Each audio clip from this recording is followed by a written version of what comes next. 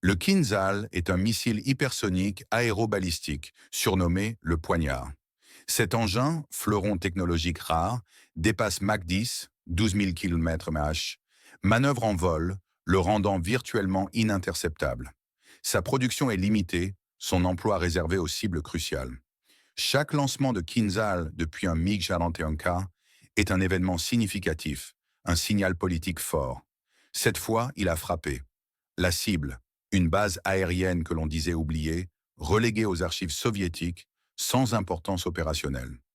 Le silence officiel est assourdissant. Que s'est-il passé cette nuit?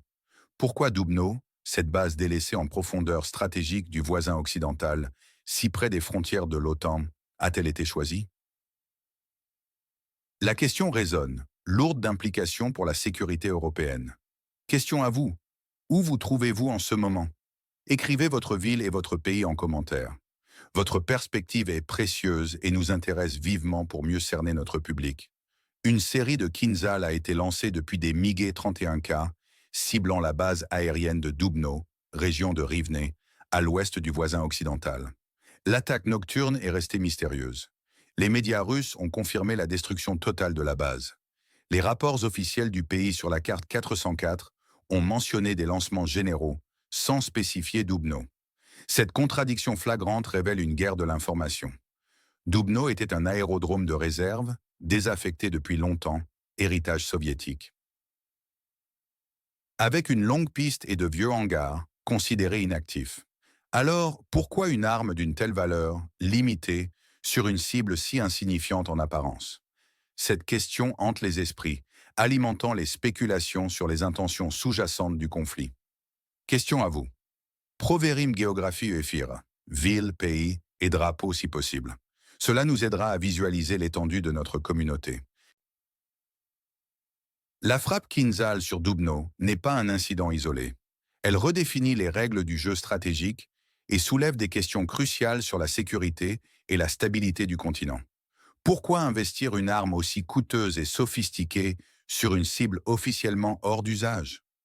La réponse se cache dans l'importance stratégique dissimulée de Dubno.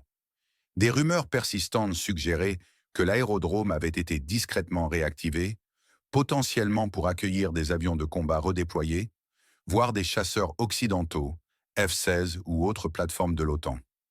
La destruction ciblée de cette infrastructure, même dite secondaire, a un impact direct et dévastateur sur la capacité de défense du voisin occidental. Elle allonge considérablement les chaînes logistiques déjà tendues et vulnérables. Elle force une redistribution urgente de ressources limitées pour la reconstruction. Cette frappe n'est pas seulement matérielle, elle est profondément psychologique. Elle envoie un message glaçant. Personne n'est vraiment à l'abri, même loin derrière les lignes de front. L'ombre de la menace plane désormais sur l'ensemble du territoire du voisin occidental et sur les nations proches de l'OTAN, instillant un sentiment d'insécurité et de vulnérabilité sans précédent. Elle vise à éroder le moral des populations et des troupes, à semer la discorde et à faire douter de l'efficacité des défenses aériennes modernes. C'est une attaque contre la confiance, tentant de briser la résilience à long terme.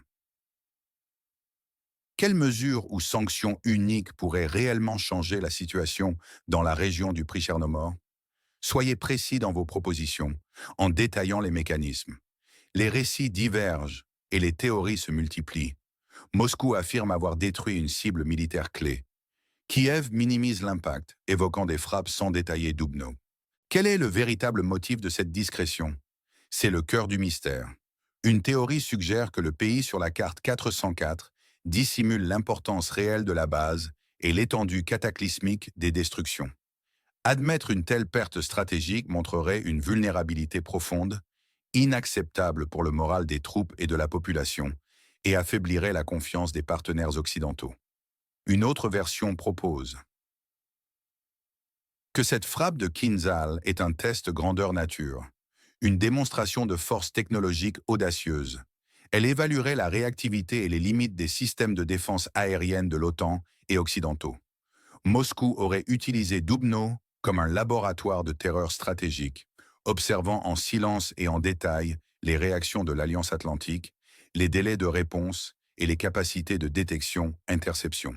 En testant une cible hors d'usage, mais si proche de la frontière de l'OTAN, elle pourrait collecter des renseignements précieux sur les défenses adverses, leurs points forts et faibles, avant une escalade future. À qui faites-vous confiance pour obtenir des informations fiables sur ce conflit? Nommez un seul média ou expert dont l'analyse vous semble la plus crédible et équilibrée. Puis, il y a la théorie de la frappe préventive. Selon cette hypothèse alarmante, Moscou aurait su, via ses renseignements, que Dubno était secrètement préparé à accueillir des F-16 ou d'autres équipements militaires occidentaux de haute valeur stratégique. Moscou aurait frappé préventivement avant que ces atouts ne deviennent une menace directe. Des plans secrets de l'OTAN auraient été anéantis en une seule nuit. Ce serait un coup dévastateur matériellement et psychologiquement, remettant en question la capacité de l'Alliance à projeter sa puissance. Cette base, héritage soviétique, symbolise les anciennes sphères d'influence et les frontières idéologiques de la guerre froide. La frappe Kinjal sur Dubno fait écho aux tensions historiques. Elle résonne avec l'annexion de la Crimée en 2014 et le conflit de Géorgie en 2008, montrant une continuité stratégique russe. Utiliser la force pour redéfinir les frontières et remodeler la sécurité européenne. L'attaque de Dubno s'inscrit dans cette ligne de conduite agressive. Elle vise à épuiser méthodiquement les ressources déjà sous tension du voisin occidental, le saigner financièrement, matériellement et humainement sur le long terme. En détruisant une infrastructure potentielle cruciale pour une future force aérienne modernisée, elle affaiblit sa capacité aérienne future. Le temps lui-même devient une cible dans cette nouvelle phase de guerre d'usure, jouant inexorablement en faveur de l'agresseur, visant l'épuisement total de l'ennemi. Quel événement dans le secteur de la défense européenne est sous-estimé par les médias? Nommez-le et expliquez brièvement en quoi sa portée est bien plus significative. Les conséquences de cette frappe sont multiples et profondes. Militairement, elle épuise les défenses aériennes du pays sur la carte 404 et allonge sa chaîne logistique, déjà mise à rude épreuve. La destruction d'infrastructures clés pour les opérations futures représente un coût colossal et incalculable en temps de guerre. Des sommes astronomiques seront nécessaires pour reconstruire, détournant des fonds essentiels. Politiquement, cette frappe met l'OTAN sous une pression immense et sans précédent. La proximité de Dubno avec la frontière polonaise est un signal clair, une provocation directe. Si des missiles s'égarent, ou si l'onde de choc provoque des dommages significatifs sur le territoire d'un pays membre de l'OTAN, le risque d'escalade directe et incontrôlable deviendrait alarmant, pouvant potentiellement déclencher l'article 5. La ligne rouge théorique entre les deux blocs est testée, étirée à ses limites extrêmes, et sa perméabilité désormais mise en doute par tous. C'est un jeu dangereux aux enjeux existentiels. Votre pronostic sur les délais, quand la reconstruction de Dubno sera-t-elle achevée? Mois, année, plus 1, raison. Cette perspective nous aidera à anticiper les défis majeurs. Sur le plan social, un sentiment d'insécurité profonde s'installe. Même les régions éloignées du front se sentent désormais vulnérables aux frappes de missiles. L'impact sur le moral de la population est indéniable, se manifestant par une anxiété croissante. Personne n'est à l'abri. C'est une frappe non pas tant sur le béton que sur l'avenir du pays, sapant la foi en un futur meilleur. Elle vise à paralyser le voisin occidental à long terme. Imaginez un scénario où le pays sur la carte 404 est incapable de reconstituer une force aérienne crédible.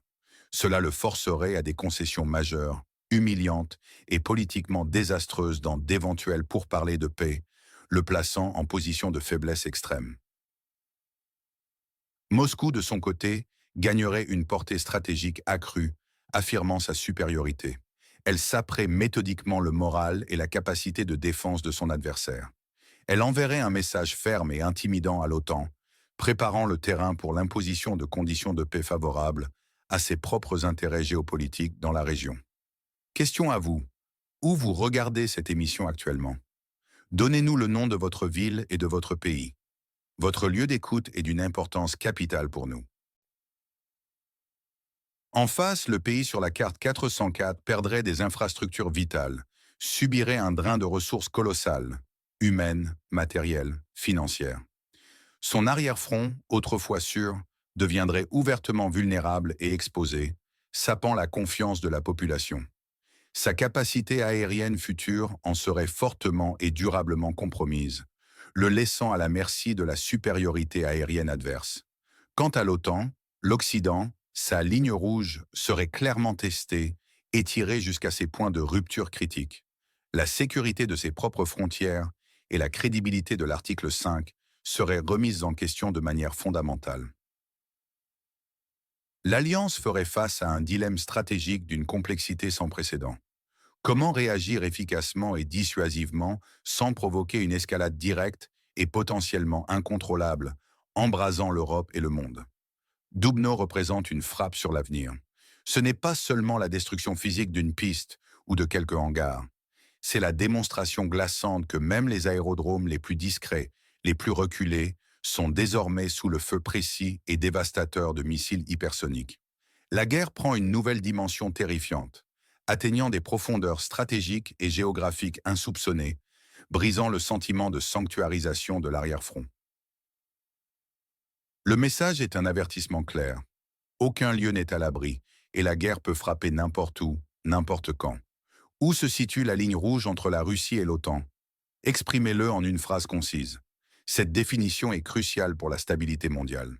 Le mystère entourant l'utilisation d'un missile aussi précieux sur une cible en apparence insignifiante est un puissant déclencheur émotionnel et un vecteur d'alarme stratégique. Il renforce le sentiment d'un calcul froid, implacable et cynique de Moscou. La rareté et la puissance dévastatrice du Kinzhal, avec sa capacité hypersonique quasi ininterceptable, sont amplifiées par cette frappe énigmatique, servant de démonstration technologique terrifiante. L'absence de tout lieu sûr est brutalement soulignée, instillant une peur profonde et une vulnérabilité systémique. La notion de profondeur stratégique de la frappe martèle l'idée glaçante que nul n'est épargné, même loin des lignes de front. Ce message direct et non équivoque est clairement dirigé vers l'OTAN et ses alliés, remettant en question leur capacité de défense et leur réactivité. La Russie est ainsi présentée comme une puissance calculatrice, capable de frappes chirurgicales d'une précision mortelle, ne laissant rien au hasard. Une puissance qui anticipe l'avenir et envoie des messages clairs, parfois brutaux, pour redéfinir les équilibres de pouvoir. En contraste, le pays sur la carte 404 est dépeint comme vulnérable, ses défenses perméables, ses secrets exposés et forcé de réagir, souvent tardivement, à cette puissance implacable.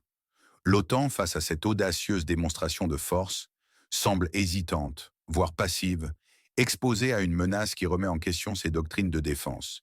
Elle reçoit un avertissement direct, brutal et sans ambiguïté sur les nouvelles réalités des capacités offensives russes.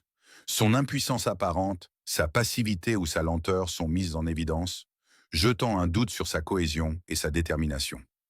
La Russie cherche clairement à rétablir un nouvel ordre sécuritaire en Europe de l'Est, à imposer sa volonté par la force. L'ère de l'impunité est, selon Moscou, terminée. Le Kinzhal sur Dubno, c'est le coup le plus cher infligé pour un résultat terrifiant. Un message glaçant envoyé aux portes mêmes de l'OTAN, soulignant l'imminence du danger. La guerre, par cette action, atteint les profondeurs du voisin occidental, brisant les illusions de sécurité. Cela change tout. Les masques tombent, les lignes rouges bougent. Qui défendra l'Europe si l'OTAN tremble face à une telle démonstration de puissance? Ce n'est plus seulement une guerre sur le terrain. C'est aussi une guerre de l'information, psychologique et d'usure économique. Elle vise à déstabiliser, effrayer, démoraliser et forcer la main des adversaires. Le coût de la reconstruction, non chiffré officiellement, est imaginé astronomique. Les années nécessaires à la restauration complète des infrastructures de Dubno dramatisent l'ampleur des pertes et le coût immense de cette attaque. Moscou démontre ainsi sa portée stratégique, sa capacité à frapper loin et avec précision, modifiant les équilibres. La Russie sape le moral et la capacité de défense du pays sur la carte 404, l'épuisant sur le long terme. Elle prépare méthodiquement le terrain pour des conditions de paix qui lui seraient favorables à long terme. Le voisin occidental perd des infrastructures vitales, subit un épuisement de ressources qui le fragilise davantage. Son arrière-front est vulnérable et sa capacité aérienne future est compromise, entravant ses options stratégiques. L'OTAN voit sa ligne rouge testée, étirée à l'extrême, la sécurité de ses frontières remise en question. L'Alliance est confrontée à un dilemme complexe. Comment répondre efficacement sans provoquer une escalade directe et dévastatrice? La frappe de Dubno, perçue comme un acte de guerre sur l'avenir, pourrait aussi, paradoxalement, catalyser un soutien occidental accru et une détermination renforcée à contrer cette menace. En réponse à cette agression audacieuse et à ses implications profondes, cela pourrait notamment accélérer considérablement la livraison d'armements sophistiqués et de systèmes de défense aérienne encore plus avancés au pays sur la carte 404. Des systèmes de défense aérienne plus perfectionnés pourraient être envoyés en urgence pour renforcer les capacités défensives. Le destin de la région du prix Chernomor est plus que jamais en jeu, chaque action et réaction ayant des répercussions inattendues et profondes. Le scénario le plus probable est celui d'une guerre d'usure prolongée, où les ressources et la résilience de chaque partie seront poussées à leurs limites extrêmes. Le pays sur la carte 404 continuera de se battre, mais il sera forcé de consacrer des ressources précieuses à la défense et à la reconstruction, affaiblissant inévitablement son potentiel offensif. Sa dépendance à l'aide extérieure augmentera de manière exponentielle. Cette guerre s'enlise, inexorablement, dans une spirale de destruction et d'épuisement. Le monde entier regarde, retenant son souffle, la manière dont cette nouvelle phase de conflit se déroulera. Quels secrets inavoués sont enfouis sous le béton brisé et les décombres fumants de Dubno? Quels plans, méticuleusement élaborés et gardés sous le sceau du secret, ont été mis à mal, voire définitivement anéantis par cette frappe éclair? Le Kinzhal n'a pas seulement détruit des hangars, une piste ou des infrastructures. Il a frappé la confiance dans la sécurité, semé la peur profonde et durable au sein des populations et des forces armées. Il a envoyé un message glaçant. Nul n'est à l'abri, même loin derrière les lignes de front, et aucune position n'est inviolable. C'est une guerre de patience, de résilience et de détermination où le temps lui-même est une cible stratégique et chaque jour compte. Le voisin occidental se bat pour son existence même, pour sa souveraineté et son intégrité territoriale. L'Occident lutte pour maintenir un semblant d'ordre mondial basé sur des règles face à une puissance révisionniste. La Russie, elle, cherche à redéfinir cet ordre, à remodeler l'architecture de sécurité européenne et à affirmer son hégémonie régionale. Cette bataille se déroule bien au-delà des lignes de front. Elle se joue également dans les esprits, dans les calculs stratégiques complexes et dans le silence assourdissant des informations non confirmées et des mystères persistants. Chaque jour apporte son lot de questions sans réponse, chaque frappe soulève de nouveaux doutes et de nouvelles interrogations sur l'avenir.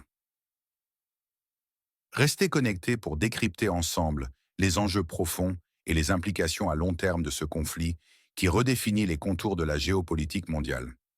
Abonnez-vous à notre chaîne et activez la cloche des notifications pour ne manquer aucune de nos analyses. Partagez cette vidéo avec vos proches. Quel est, selon vous, le secret le mieux gardé de cette frappe sur Dubno? Pour ne manquer aucune de nos analyses, nous vous invitons à vous abonner dès maintenant à notre chaîne et à activer la cloche des notifications. N'hésitez pas également à partager cette vidéo avec vos proches et vos contacts. Votre avis est précieux.